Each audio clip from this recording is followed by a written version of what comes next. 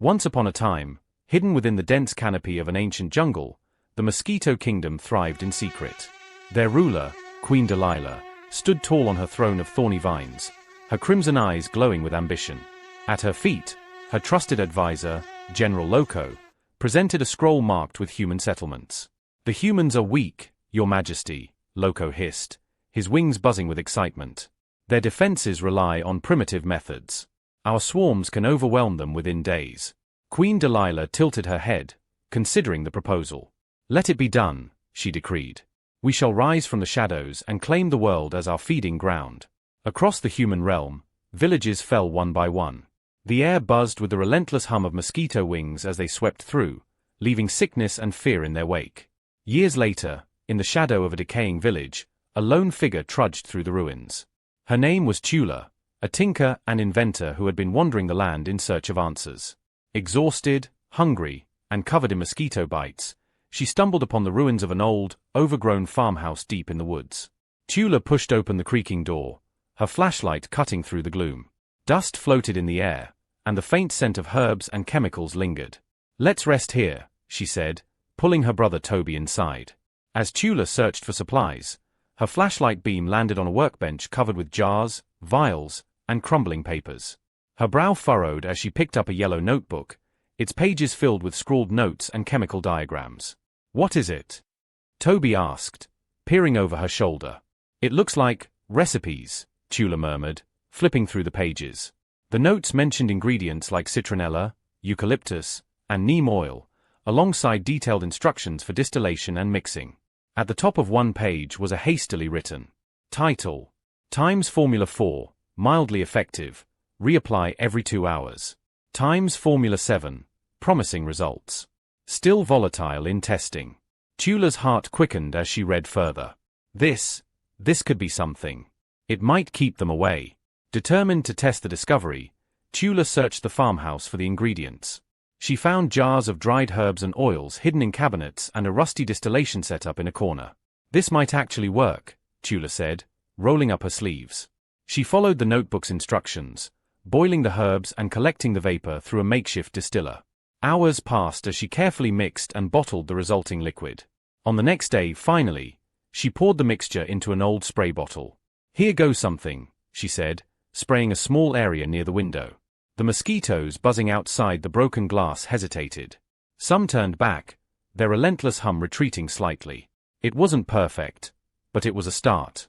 "It's working," Toby exclaimed, his face lighting up for the first time in days. Tula knew the formula alone wouldn't be enough. She had to share it with others. Gathering what supplies she could carry, she set off with Toby toward the nearest town, a place called Gold Village. A picturesque farming village cradled by rolling hills and dense woods, had always been a haven of peace. Its dirt paths meandered past cozy cottages with flower boxes and pastures dotted with grazing livestock. By day, the market bustled with friendly chatter, the air alive with the smell of fresh bread and wildflowers. But Gold Village's charm was no shield against the terror that approached. Tula and her brother Toby settled into a cozy farmhouse she rented from a villager. Tula met with the village watchman Zuma at the village hall and narrated her story and the discovery. Skepticism turned to hope as she demonstrated the repellent. The villagers quickly gathered materials to produce more, setting up a makeshift workshop in the center of village. Word of the repellent spread quickly. Farmers and tradespeople traveled to Gold Village to learn the formula and bring it back to their own villages. Protect yourself. Mosquito repellents, nets, and coils. Guaranteed to work. Tula shouted. "You must hang these nets over your windows and doorways," Tula instructed, handing them to the panicked townsfolk. "Use this spray, it burns their wings and drives them back." A woman approached, her face gaunt with fatigue. "Please," she whispered, holding out a handful of coins. "My son is sick. Can this save him?" Tula handed her a bottle. "It will keep them away. Spread the word." But Tula knew the war wasn't over. "This is only the beginning," she said, staring at the horizon where the swarm had last been seen. "We'll need more than this to stop them for good." Back in the jungle, Queen Delilah paced in her chamber, her wings quivering with anger. Reports of mass mosquito deaths were pouring in. Entire battalions were vanishing. "Explain this," she roared at General Loco. "It's the humans, Your Majesty. They've discovered weapons, devices we cannot counter. Then we must adapt, she snapped. Send spies to uncover their secrets. A cunning scout, Lulu, slipped into Gold Village under the cover of night. She returned with troubling news. A woman named Tula was leading the resistance, her invention spreading rapidly. One sweltering summer evening, as the sun dipped below the horizon, an unusual hum drifted through the air. At first, the villagers paid little attention, mistaking it for the song of cicadas in the woods.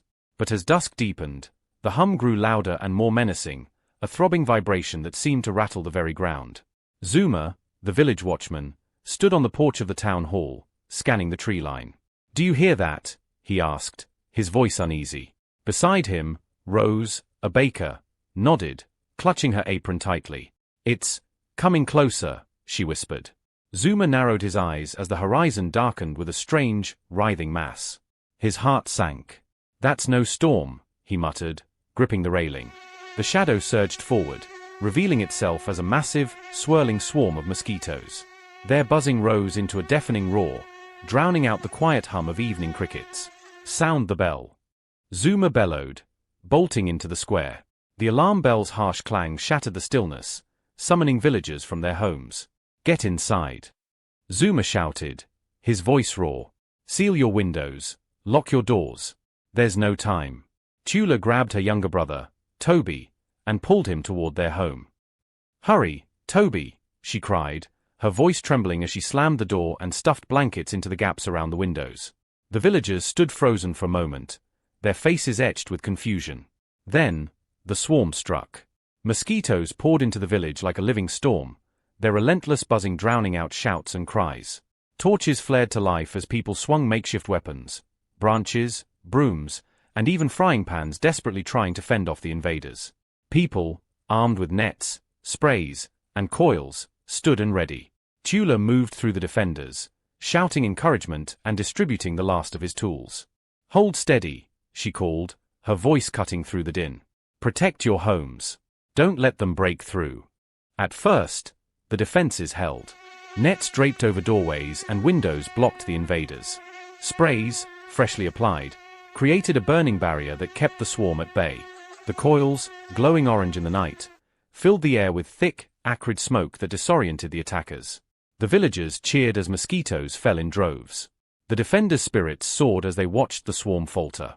But Queen Delilah was not to be outdone. Watching from above, her crimson eyes narrowed as she observed the humans' resistance. With a signal to her elite guards, she descended, her wings slicing through the air like blades.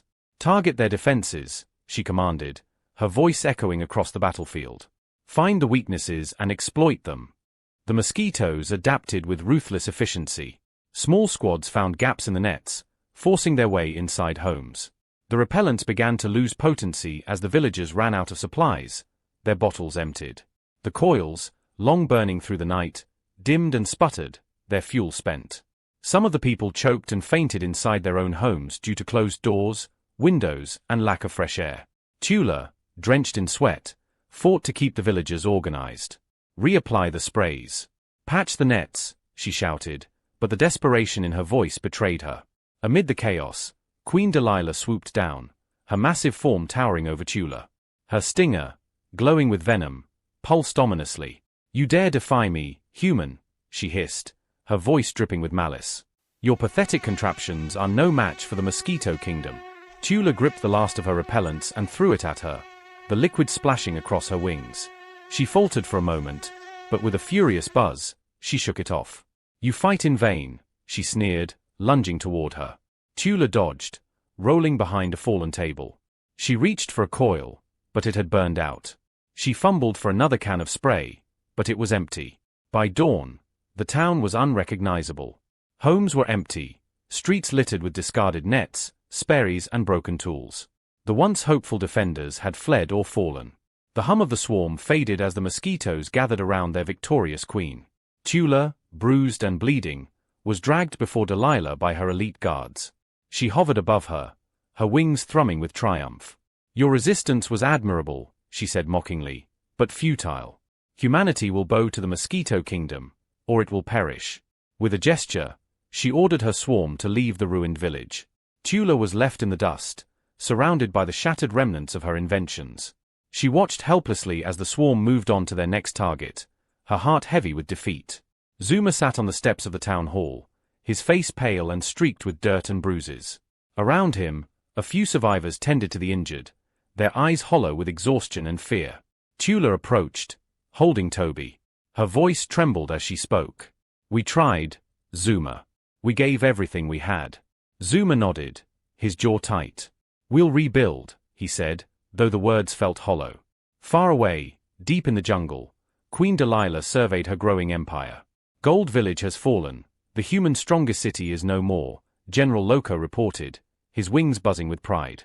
"Excellent," Delilah purred, her crimson eyes gleaming. "Let their fear spread like wildfire. Soon, the humans will bow to the Mosquito Kingdom. Their tools are no match for our might." The victorious swarm's buzzing echoed with the triumphant hum of the swarm, a chilling reminder of their growing dominance.